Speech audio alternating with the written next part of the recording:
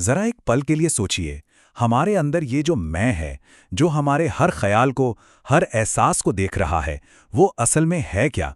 क्या ये सिर्फ हमारे दिमाग की कोई दिमागी कसरत है, या फिर कुछ ऐसा जो दिमाग की पकड़ से भी बाहर है? आज हम चेतना की इसी गहरी, रहस्यमयी दुनिया में उतरने वाले हैं। तो सबसे बड़ा सवाल यही आकर रुकता है। हम सब है ना, हम सब अपने ख्यालों को, अपनी भावनाओं को महसूस करते हैं, उन्हें देखते हैं। पर ये देखने वाला, ये साक्षी आखिर है कौन? क्या ये हमारे दिमाग का ही कोई हिस्सा है, या फिर कुछ उससे भी ज्यादा गहरा? चलिए इस सवाल की तह तक जाने की कोशिश करते हैं, इसके अलग अलग पहलुओं को समझते हैं। तो शुरुआत करते हैं उस दुनिया से जिसे हम जानते हैं, जिसे हम देख सकते हैं, माप सकते हैं, मतलब कि विज्ञान की दुनिया। देखते हैं कि मॉडर्न साइंस इस चेतना के रहस्य के बारे में क्या कहता है और वो इसे हमारे दिमाग की प्रक्रियाओं से कैसे जोड़ता है। अगर हम सिर्फ एक साइंटिफिक नजरिए से देखें तो मामला काफी सीधा है। हमारे विचार दिमाग के अंदर होने वाली एक्टिविटीज का नतीजा। हमारी भावनाएं, हमारे एहसास, वो सिर्फ कुछ न्यूरोकेमिकल रिएक्शंस हैं। और हमारी मैं की पहचान, वो भी दिमाग का ही बनाया हुआ एक ढांचा है। मतलब इस नजरिए से तो सब कुछ हमारे दिमाग के अंदर ही सिमटा हुआ है, हर वो चीज जिसे हम माप सकते हैं, समझ सकते हैं। अच्छा, तो फिर वो देखने वाला या साक्षी कहाँ से आया? विज्ञान के पास इसके लिए भी एक शब्द है, मेटा अवेयरनेस। इसका सीधा सा मतलब है दिमाग की खुद की ही प्रक्रियाओं को देखने की काबिलियत। जैसे हम कुछ सोच रहे होते हैं और हमें ये पता भी होता है कि हम सोच रहे हैं, तो विज्ञान के लिए ये साक्षी भी दिमाग के अंदर का ही एक फंक्शन है, दिमाग का ही एक कमाल है। लेकिन सवाल यह है कि क्या विज्ञान का ये जो नक्शा है, यही पूरी तस्वीर है, या फिर कुछ ऐसे भी इलाके हैं जो इस नक्शे से बाहर हैं? अब चलिए उन सीमाओं की बात करते हैं जहां विज्ञान के औजार, उसके तरीके जवाब देना बंद कर देते हैं। और यहीं पर आकर असली मुश्किल खड़ी होती है। देखिए, विज्ञान ये तो बता सकता है कि जब हमें गुस्सा आता है तो दिमाग में कौन कौन से केमिकल ऊपर नीचे होते हैं, लेकिन वो ये नहीं माप सकता कि उस गुस्से का जो अनुभव है वो कैसा होता है। विज्ञान जानने की प्रक्रिया को तो देख सकता है, पर जानने वाले के उस अंदरूनी अनुभव को नहीं पकड़ सकता। और बस यहीं से विज्ञान की सीमा शुरू हो जाती है। और पता है, जहां विज्ञान का ये नक्शा खत्म होता है ना, ठीक वहीं से एक दूसरी तरह की खोज शुरू होती है। हजारों सालों से आध्यात्मिक परंपराएं हमें साक्षी होने के 3 अलग अलग लेवल या स्तरों के बारे में बताती आई हैं। ये वो स्तर हैं जो हमें दिमाग की दुनिया से परे ले जाते हैं। चलिए इस नए इलाके की खोज करते हैं। सबसे पहला लेवल है मानसिक साक्षी। इसको ऐसे समझिए जैसे कोई सड़क के किनारे खड़ा होकर ट्रैफिक को देख रहा है। ख्याल गाड़ियों की तरह आ जा रहे हैं और देखने वाला बस उन्हें देख रहा है। यहां तक तो विज्ञान भी साथ चलता है। फिर आता है दूसरा लेवल, अस्तित्वगत साक्षी। अब सिर्फ ख्याल नहीं दिखते, बल्कि एक गहरा एहसास होता है कि मैं इन ख्यालों से बिल्कुल अलग हूं। मैं ट्रैफिक नहीं, बल्कि ट्रैफिक को देखने वाला हूं। और फिर आता है तीसरा और सबसे गहरा लेवल, अद्वैत जागरूकता।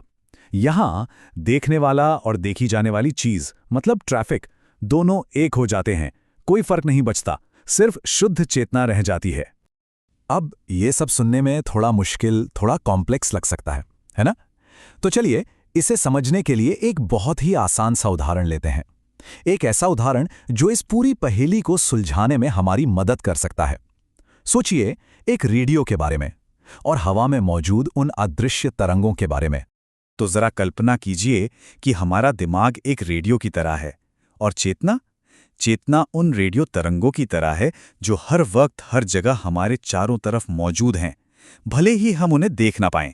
ये एक छोटा सा उदाहरण हमें एक नया बिल्कुल नजरिया दे सकता है। सोचिए एक रेडियो करता क्या है? वो हवा में जो तरंगे पहले से ही मौजूद हैं उन्हें पकड़ता है और उन्हें आवाज में, संगीत में बदल देता है। ध्यान देने वाली बात यह है कि रेडियो संगीत बनाता नहीं है, वो सिर्फ उसे हम तक पहुंचाता है। और सबसे जरूरी बात, अगर रेडियो को बंद भी कर दिया जाए तो भी वो तरंगे खत्म नहीं होती, वो तो हवा में वैसी की वैसी ही मौजूद रहती हैं। तो फिर क्या ऐसा नहीं हो सकता कि हमारा दिमाग भी ठीक उसी रेडियो की तरह बस एक रिसीवर हो, एक ऐसा इंस्ट्रूमेंट जो उस हर जगह मौजूद चेतना को पकड़ता है और उसे हमारे ख्यालों, हमारी भावनाओं, हमारे अनुभवों में बदल देता है? अगर इस नजरिए से देखें तो चेतना दिमाग में पैदा नहीं होती, दिमाग तो बस उसे जाहिर करता है, उसे एक्सप्रेस करता है। इसका मतलब चेतना दिमाग से कहीं कहीं ज्यादा बड़ी है।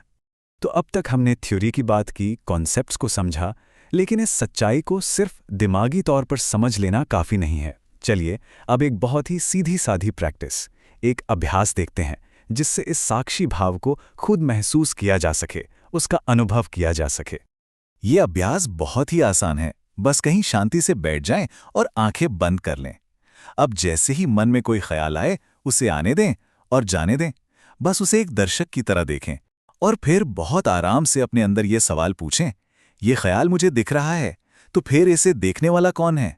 और यहीं इस अभ्यास की सबसे ज़रूरी बात आती है। इस सवाल का कोई जवाब नहीं ढूंढना है, दिमाग को कोई भी उत्तर बनाने से रोकना है। बस सवाल पूछने के बाद जो एक खालीपन, एक ठहराव, एक सन्नाटा पैदा होता है ना, बस उसी में टिके रहना है, सिर्फ देखते रहना है बिना कोई नतीजा निकाले। जब उस खामोशी में कुछ पल के लिए भी ठहरा जाता है तो महसूस होता है कि ख्यालों की रफ्तार जैसे धीमी पड़ गई है। मैं होने का जो एक बोझ सा था वो हल्का होने लगता है और उसी शांति भरे पल में उस साक्षी का पहला स्पर्श, पहला एहसास होता है, वो शांत मौजूदगी जो हमेशा से वहीं थी। तो देखिए, हमने शुरुआत की विज्ञान से, फिर हम अध्यात्म की गहराइयों में उतरे और एक प्रैक्टिकल अभ्यास को भी समझा। अब इस पूरी यात्रा को एक आखिरी सवाल पर लाकर छोड़ते हैं, एक ऐसा सवाल जो शायद सोचने पर मजबूर कर दे।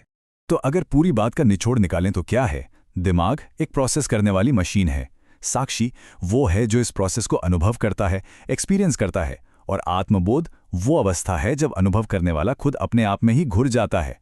साक्षी दिमाग के जरिए काम जरूर करता है, पर वो दिमाग से कहीं बड़ा है।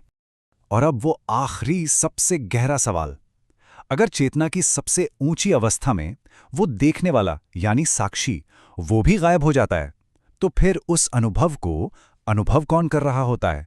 इस सवाल पर आकर विज्ञान खामोश हो जाता है और यहीं से असली खोज शुरू होती है। हम इसी सवाल के साथ आज की बात खत्म करते हैं, सोचने के लिए और शायद अनुभव करने के लिए।